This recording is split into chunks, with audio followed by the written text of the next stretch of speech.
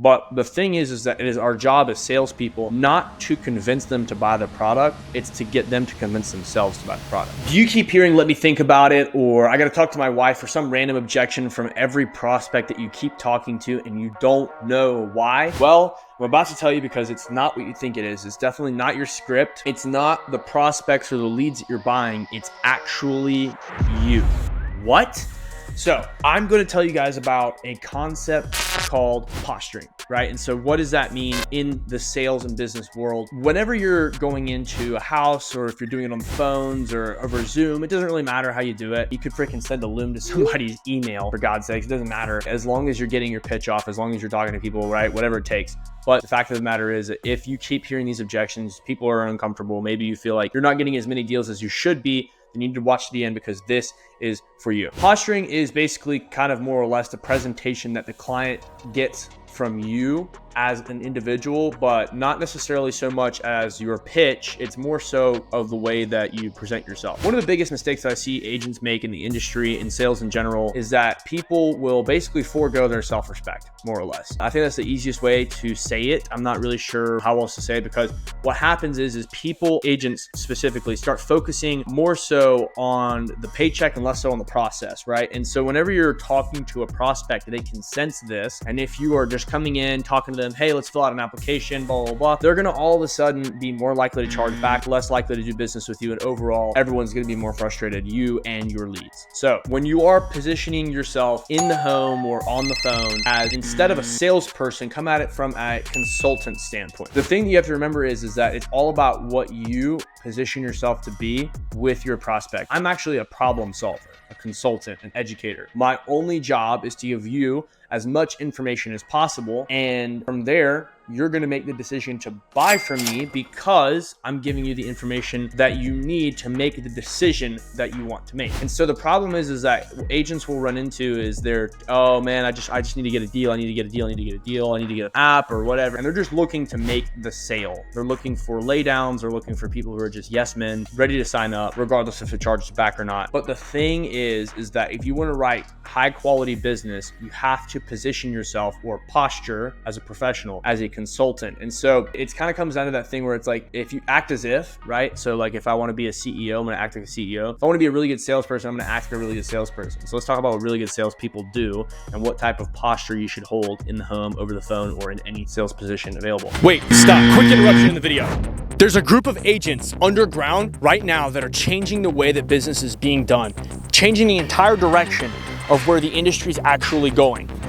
And it's in a group called Insurance Agent Freedom. So if you want to learn from top producers in the industry, anywhere from generating your own Facebook leads, anywhere from how to sell term life insurance, final expense, and even network with top producers in the industry so that you can change your business starting today to start getting more commissions, more clients, and more referrals than ever before, then click that link down below and join Insurance Agent Freedom. We'll see you there. Click that link. So if I'm selling to leads, life insurance, even I know some of you sell health insurance, annuities, whatever, right? So if you're selling these things, they need to believe that you know more about it than anyone else in the world. They also need you to ask them about their goals and basically make the product fit their situation, but you have to be an educator, a teacher. There's a couple of things that you can do this to basically come off as like an educator teacher, right? What you'll notice is like, if you ever see a professor who's teaching a class and they have like a little, I don't know, ruler, like a pointer, they use it and you see them standing in the front of the room, they're pointing at things, and the way that they point at it, they angle themselves and point at it as if they're showing you, right? They're showing you the truth. They're showing you the way. They're showing you how to do it. They're showing you how to solve the problem. That is, for example, one instance of body language that you could use to position yourself as an educator. I'm a very bold individual. I like to bluff whenever I'm selling insurance. I will tell them straight up, hey, look, I'm just going to be honest with you. Like, I really don't care if you sign up or not. Like, it doesn't matter to me. I'm going to get paid either way because I'm going to go find another app anyways, right? But I let them know, hey, look, I'm here to help you. If I can find something that might make sense for you, great. If not, I won't waste either of our time. I'll be out of here in less than 5 minutes, okay? But the thing is that you want to come in from a position of education. So instead of coming in and saying, hey, let's talk about this life insurance program and hyping up your favorite carrier or whatever, come in and ask them, hey, have you ever talked to anybody about this before? No. Okay. Well, are you familiar with the different types of life insurance? No. Okay. Well, then you educate them, right? Here are the different types of life insurance. Here's how they work. Now, based off of the information information that I've given you, which one do you think might be the best fit for your situation? I need a burial insurance. So they're going to say a whole life option, right? And so I might be like, oh, okay, perfect. Well, I mean, for the whole life option, are you familiar with the companies that offer this kind of thing? I'm asking them to ask me for information so that I can give that value to them and show them how important it actually is for them to know this stuff. And so whenever I'm talking to a prospect, I will then start to explain the answers to the questions that I'm basically getting them to ask me, if that makes sense. And I'll tell them, hey, look, like I want to make sure that you understand this stuff. If for whatever reason, like you don't understand what I'm talking about, stop me, ask me to go over it again. And if you don't understand something, I will not move forward, because the worst thing that can ever happen is that you have no idea of what it is that you're getting and you don't know what it is that you're putting in place for your family. Whenever they say, well, let me think about it, well, let me this, let me that, whatever, if that even comes up, which it shouldn't, to be honest with you, if you're educating them properly, because all we're trying to do is get them to make a decision. It's not about getting the sale or not getting the sale. The right people will buy from you if you offer them the right amount of value, I promise you. But then if they come back to, hey, I need to think about it, this, then that's when I will tell them, hey, look, I apologize for whatever it is I did, Miss Jones, because obviously I messed up somewhere. I'm here to give you everything that you need to understand exactly what it is. So like, this is a no-brainer. It just makes sense for you to go ahead and move forward on this. So if you're not ready to move forward on this plan that's specifically tailored for you, that we picked out for you today together, then I went wrong somewhere. So where is it that I messed up? So we can figure out what it is that I need to re-explain so that we can go ahead and get this set up for you. And so when I tell them that, they're no longer intimidated. I'm breaking down the walls of resistance. They're no longer thinking that I'm just some insurance salesman. I'm giving them advice on retirement or a younger person buying mortgage protection. I'm always looking for, hey, how can I make this make sense for them financially, but also like, how can I make sure that they're getting value from me in every sector possible? Maybe I'll put them on the do not call list. I'm always positioning myself as someone who's going to protect the consumer. And that's the thing. A lot of people are going to be like, why do I have to act that way? Well, because that's who you will become once you start doing all this stuff, right? You will become the person who is so knowledgeable that your prospects are just willing to do business with you instantly, because they understand that you have such a high value in the marketplace, right? Once you position yourself in that manner as a consultant, as someone, it's going to take a ton of pressure off the conversation, right? They're no longer concerned about whether or not they're gonna get sold or closed, because everyone's afraid of that shit. They're afraid that they're going to spend a ton of money. But the thing is that it is our job as salespeople not to convince them to buy the product. It's to get them to convince themselves to buy the product. When I tell my prospect, lead, or whoever that I need to make sure that they understand everything, because I'm already telling them they're moving forward. I'm just telling them that they are telling me that they're moving forward, if that makes sense. And so if I ask them a question, I'm going to position it in a way that it is getting them to ask me another question to then give them the information that they want. And so, for example, I might be like, hey, I think it just makes sense that you would go ahead and put this plan in place for your family, because you're going to go ahead and be able to make sure that your burial gets covered and they don't have to worry about any of this stuff. I mean, what do you think? This isn't about me. So like, what is your opinion? And they're going to be like, well, I mean, I think so.